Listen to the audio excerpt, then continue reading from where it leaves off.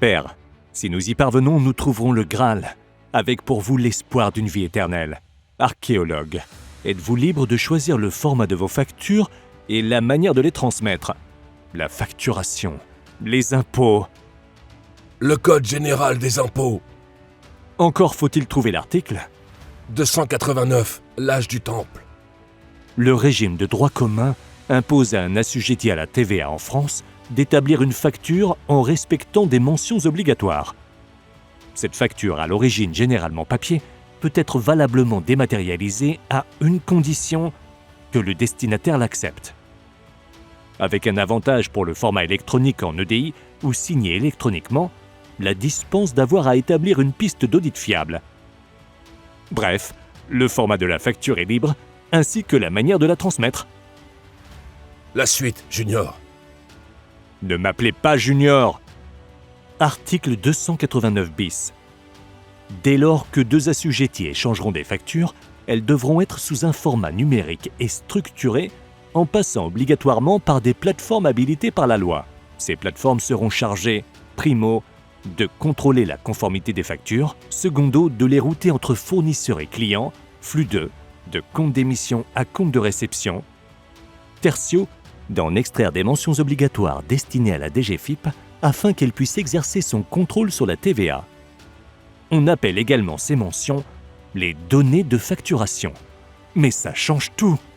Cela va sans dire. Sauf qu'étant micro-entrepreneur, je ne suis pas redevable de la TVA. Pour qu'il y ait facturation électronique, il faut deux assujettis à la TVA en France qui s'échangent une facture. Il n'est pas nécessaire que ces assujettis soient redevables de la TVA. Ainsi, tu seras soumis à la facturation électronique, en particulier pour contrôler le dépassement des seuils.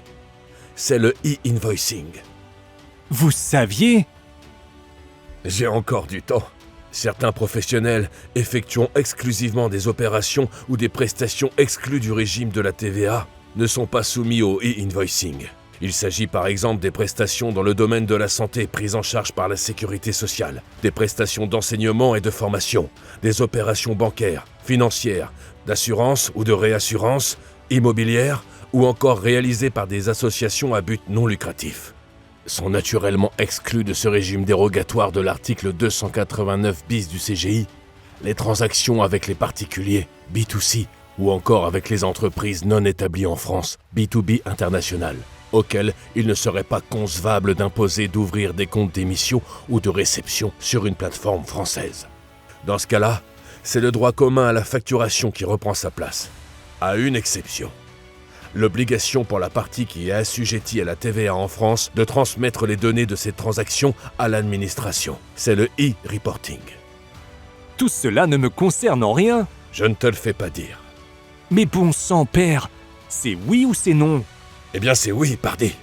Tu es libre de choisir les formats de tes factures, mais seulement jusqu'en septembre 2026 en réception. La vie éternelle, Junior. La vie éternelle.